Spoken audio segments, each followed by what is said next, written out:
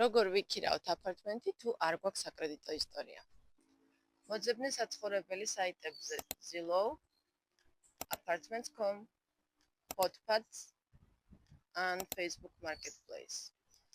თუ არ გაქვს საკრედიტო ისტორია, მენეჯერს შეგიძლია აჩვენო ბანკის ამონაწერი, წერილი სამსახურიდან, შესთავაზო 2-3 თვის წინასწარ გადახდა ან ორმაგი დეპოზიტი.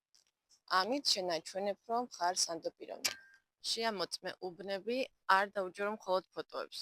ნახე საცხოვრებლის სტატუსმდებარეობა Google Maps-ზე. შეამოწმე მისამართი Crime Grades და Area Vibe-ზე.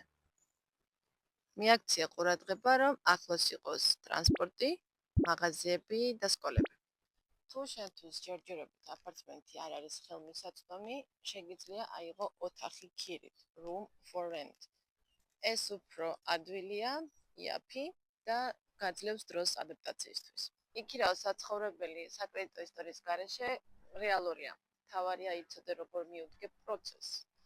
თუ დაგჭირდა დახმარება, დამიტოვე კომენტარებში. ვინა და ვეცდები გაგიზიარო ჩემი გამოცდილება.